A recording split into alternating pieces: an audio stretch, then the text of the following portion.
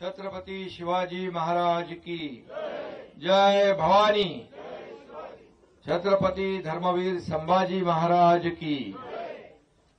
सर्वप्रथम राजमाता जिजाऊंना मानाचा मुजरा करतो आणि आजच्या या शिवजयंती उत्सवाला उपस्थित आपले लोकप्रिय मुख्यमंत्री देवेंद्र फडणवीसजी, आपले उपमुख्यमंत्री अजितदादा पवारजी, आपले मंत्री सांस्कृतिक विभाग आशिष शेलार, आपला आमदार शरददादा सोनवणे, अतुल बेनके, आशाताई बुचके, व्यासपीठावरील सर्व सन्माननीय मान्यवर आणि सर्व उपस्थित शिवप्रेमी बंधू भगिनी, लाडक्या बहिणी, लाडके भाऊ, सर्वांनाच खूप खूप शुभेच्छा।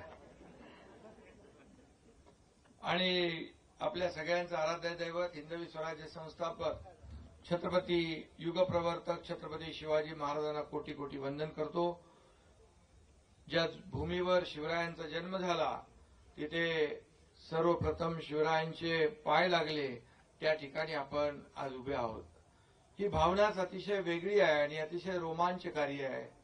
खरं म्हणजे हिंदू धर्मात 3.5 मुहूर्तांना महत्व आहे, परंतु तमाम शिवप्रेमींसाठी या 3.5 मुहूर्तांपेक्षाही शिवजन्माचं मुहूर्त सर्वात अनमोल आहे असं म्हटलं तर वावगं ठरणार नाही। ज्यानं मराठी अस्मितेला, मराठी स्वाभिमानाची ठिणगी पेटवली, त्या शिवप्रभूंच्या जयंतीसारखा दुसरा शुभमुहूर्त असू शकत नाही। जिथे गवताला भाले फुटतात ती शिवनेरीची पवित्र भूमी आहे। महाराष्ट्र धर्म जिथे जागला ती शूरांची भूमी आहे। महाराष्ट्रात देव जिथे वास करतो ती महाराष्ट्राची देवभूमी आहे।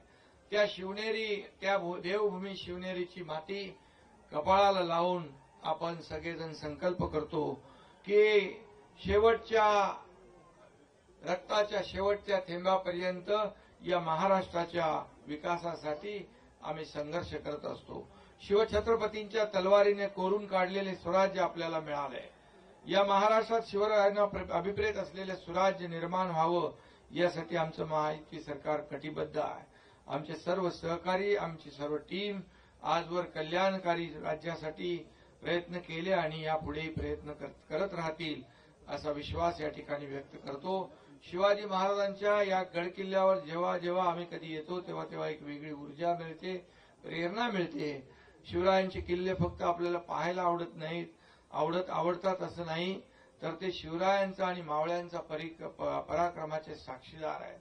देशात आणि विदेशातही या गडकोट किल्ल्यांची लोकप्रियता आहे। छत्रपतींचा जन्म झाला तो हा शिवनेरी, स्वराज्याची राजधानी रायगड, अनेक गडकिल्ले हे आपले प्रेरणास्थान आहे। हे किल्ले दगडमातीचे असले तरी त्यांच्यात शिवरायांनी आणि त्यांच्या हजारो मावळ्यांनी प्राण फुंकले आहेत। हे गडकिल्ले एक इंजिनिअरिंग मार्वल आहे। बघा, इथे किल्ल्यावर पाणी इतक्या उंचावर, जसे आपण पाहतो समुद्राच्या पाण्याने वेढलेल्या भागात शिवरायांनी जलदुर्ग बांधले आणि त्या जलदुर्गावर गोड्या पाण्याच्या विहिरी कशा आल्या असतील, ते काय आर्किटेक्चर असेल, काय इंजिनिअरिंग असेल, ते खरं म्हणजे छत्रपती शिवाजी महाराज हे असामान्य व्यक्तिमत्व, महापुरुष होते। आणि म्हणूनच आपल्या महाराष्ट्रातल्या 11 किल्ल्यांचा प्रस्ताव युनेस्कोकडे गेला वर्ल्ड हेरिटेजसाठी, त्यात आपला शिवनेरी किल्ला सुद्धा आहे, हे देखील आपलं भाग्य आहे।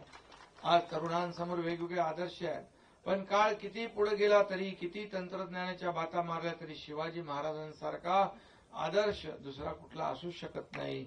आणि म्हणून यशवंत, कीर्तिवंत, सामर्थ्यवंत असा आमचा जाणता राजा आहे। आपली महान संस्कृती आणि इतिहासाचा आपल्याला अभिमान आहे।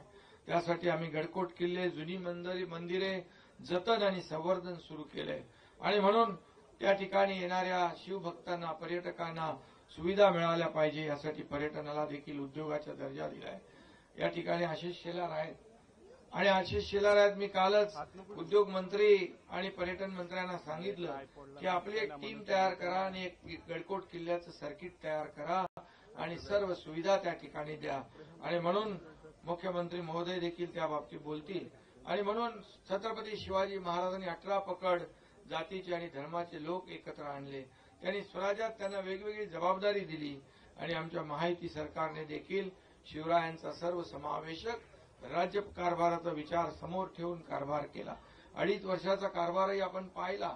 सर्वसामान्य लोकांच्या जीवनामध्ये आदर्श निर्माण करण्याचं काम त्याचा जीवनामध्ये बदल घडवण्याचं काम केलं. आणि आता तेव्हा मी मुख्यमंत्री होतो, आता देवेंद्रजी मुख्यमंत्री आहेत आणि आम्ही टीम म्हणून या राज्याचा विकास करू, या सर्व गडकोट किल्ल्यांचा विकास करू. शिवरायांची राजनीती, न्यायनिवाडा, परराष्ट्र धोरण, आरमार उभारणी, युद्धनीती याची माहिती देणारी आज्ञापत्रे आपल्याकडे आहेत.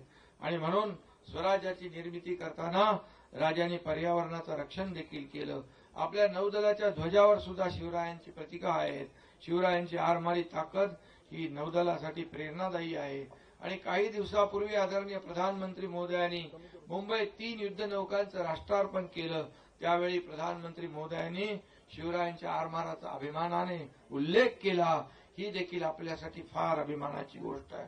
आणि म्हणून मी आपल्याला एवढंच सांगतो, ब्रिटनहून देखील आपण वाघनखं आणली, त्याचं प्रदर्शन महाराष्ट्रात होत आहे. ही वाघनखं बघण्यासाठी विशेषतः लोकांची, विद्यार्थ्यांची गर्दी होती आहे. आणि म्हणून यासाठी आपण एक एक पाऊल पुढे जातोय. काश्मीरमध्ये आज संध्याकाळी देखील आग्र्याला छत्रपती शिवाजी महाराजांची जयंती साजरी होते. मी देखील 2 वर्ष गेलो. आज मुख्यमंत्री देवेंद्रजी देखील तिथे उपस्थित राहणार आहेत. आणि म्हणून त्याचबरोबर रशियामध्ये, जपानमध्ये, लंडनमध्ये, विदेशात देखील छत्रपती शिवाजी महाराजांची जयंती आपले लोक साजरी करतात. काश्मीरमध्ये देखील भारत पाक सीमेवर कुपवाडा या ठिकाणी आपल्या लष्कराने अश्वारूढ पुतळा उभा केला होता. त्याच्या उद्घाटनाला मी गेलो होतो. आणि त्या पुतळ्याच्या तलवारीचं टोक पाकिस्तानकडे होतं. म्हणजे पाकिस्तानने देखील हिंदुस्थानकडे डोळे वटारून पाहण्याची हिंमत करू नये, असा एक संकल्प आणि संकल्पना त्यामध्ये होती. आणि म्हणून मगाशी तुम्ही सगळे निवेदनं दिलेले आहेत. मुख्यमंत्र्यांनी सांगितले, अजितदादांनी सांगितले, सगळी तुमची कामं इथं होतील, कमी काही पडणार नाही. कारण ही शिवनेरी आहे, इथं कुठेही काही कमी पडता कामा नये. ही शासनाची जबाबदारी आहे. आणि म्हणून या महाराष्ट्रामध्ये या ठिकाणी एक सर्वसामान्यांचं सरकार, एक सुवर्णयुग आल्याशिवाय राहणार नाही. शेवटी या पवित्र भूमीला स्मरून एवढंच सांगतो, गडकिल्ल्यांचा इतिहास आमचा, लढवय्यांची आहे भूमी ही, अभिमानाने आम्ही सांगतो, छत्रपतींची जन्मभूमी ही, स्वराज्याची मुहूर्तमेढ तू रोवलीस या मातीमध्ये, आनंद जन्मे गरजत राहशील, तुझ्या कीर्तीची यशोभूमी ही. जय हिंद, जय महाराष्ट्र.